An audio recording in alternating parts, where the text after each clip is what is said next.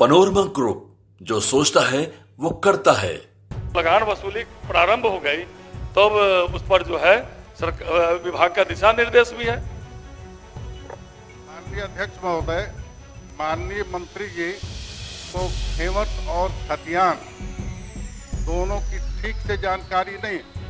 High court ने कहा है, हाईकोर्ट का ये फैसला है कि अगर गलती से रैयत का नाम खतियान में छूट गया है और खेवट में उसका नाम दर्ज है तो वह जमीन खेवट में दर्ज रैयत की होगी। समझने की कोशिश कीजिए और विभाग को इस पर जो निर्देश दीजिए। माननीय मंत्री जी, मेरा आग्रह होगा कि एक बार माननीय सदस्य को बुला लीजिए विभाग में और वहाँ एक अधिकारी को भी बिठा लीजिए। ये जो रैयत है खेवट हमें को समझ में नहीं आ रहा, तो बैठा करके इसे पूरा विषय को समझ लीजिए और समझ करके निदान करा दीजिए। ठीक है। भरे सदन में जब कांग्रेस विधायक खोलने लगे बीजेपी के मंत्री संजय सरावगी की पोल, तब बीच बचाव के लिए खड़े हो गए विधानसभा अध्यक्ष। नमस्कार, न्यूज़ पुनेशन देख रहे हैं आप और मैं हूं आपके साथ साक्षी झा। बिहार विधानमंडल का बजट सत्र चल रहा है और आज सत्र का 5वां दिन है। आपको बता दें कि सदन के अंदर से तस्वीरें सामने निकल कर आ रही है, जहां पर किस तरीके से विपक्ष सत्ता पक्ष के नेताओं पर हमलावर नजर आ रहे हैं।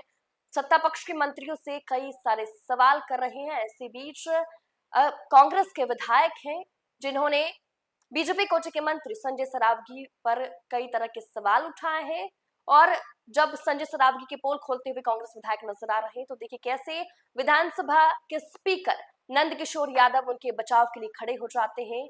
ये तस्वीरों के साथ हम आपको छोड़े जाते हैं। अजय बाबू, आप तो 4 साल हो गया, 4.5 साल, आपको पूछना नहीं चाहिए था। खाली कह रहे हैं, आग्रह करें, सुन लिया आग्रह उन्होंने। बोलिए अजय बाबू। मेरा ये कहना है, खाली बैठे बैठे शोरगुल करने से नहीं होता भाई, प्रोसेस सीखना पड़ता है। मेरा ये कहना है माननीय राजस्व मंत्री जी से मैंने सवाल उठाया है कि खतियान में अगर बकास्त या किसी रैयत का नाम नहीं है और खेवट खेवट में उस रैयत की हिस्सेदारी या खेवट उस बकास्त जमीन में उस रैयत का नाम को डिफाइन करता है तो वो खेवट का महत्व क्या होगा, मैंने ये पूछा। लेकिन जवाब में आया है कि बिहार भूमि सुधार अधिनियम 1950 की धारा 5, 6, 7 जिसका खेवट और खतियान से कोई मतलब नहीं है, गैर मजरूआ मालिक एवं बकास्त भूमि रैयतों के निष्पादन के लिए तो राज्य सरकार का संकल्प है। आप पूछते क्या मैं ये पूछना चाहता हूँ कि खतियान में बकास्त है लेकिन खेवट में उस रैयत को काबिज किया, खेवट ने काबिज कर दिया है तो वह जमीन खेवट वाले रैयत की ही होगी। मैं ये राजस्व मंत्री जी से जानना चाहता हूँ। माननीय मंत्री।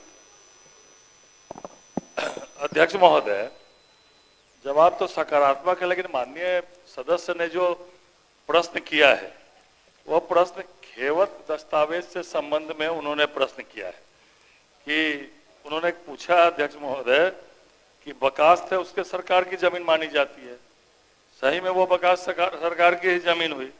और इनका यह प्रश्न है कि खेवट दस्तावेज में रैयत घोषित हो तो भूमि खेवट के अनुसार रैयत की होती है। इस संबंध में विभाग का यह कहना है अध्यक्ष महोदय कि जहां तक वैसी भूमि जिसके खेवट दस्तावेज में रैयत का नाम घोषित हो वैसे भूमि को रैयती माने जाने का प्रश्न है तो उन भूमि के संबंध में है जब जमींदारी के अंतर्गत पड़ने वाले जमीनों का एवं रैयतों के लगान वसूलों का मतलब लगान वसूली का विवरण जब दर्ज होता है तभी जो है वो रैयत की मानी जाएगी।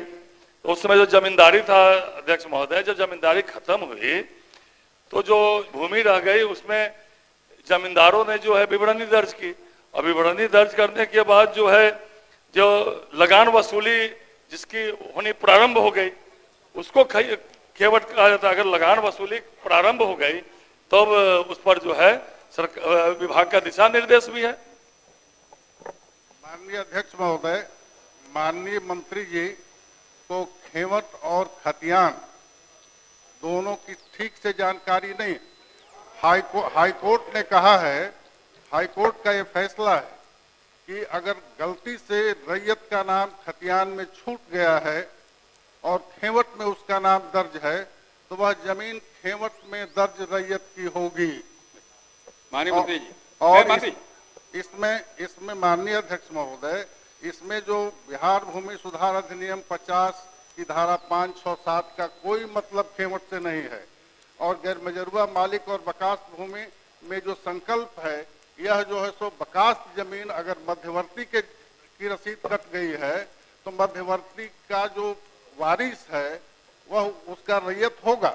ठीक है बेटे, मैं ये कह रहा हूं कि खेवट में रैयत दर्ज है, तो माननीय मंत्री जी आप खतियान और खेवट दोनों को समझने की कोशिश कीजिए और विभाग को इस पर जो निर्देश दीजिए। माननीय मंत्री जी, मेरा आग्रह होगा कि एक बार माननीय सदस्य को बुला लीजिए विभाग में, और वहाँ एक अधिकारी को भी बिठा लीजिए। ये जो रैयत केवट हमें को समझ में नहीं आ रहा, तो बैठा करके विषय पूरा विषय को समझ लीजिए और समझ करके निदान करा दीजिए। ठीक है? हाँ, इसलिए तो मैं कह रहा हूँ, ठीक अध्यक्ष महोदय, इसलिए मैं कह रहा हूँ कि पूरा विषय ठीक से समझ लीजिए और उसका निदान करा दीजिए। और क्या कर रहा हूँ?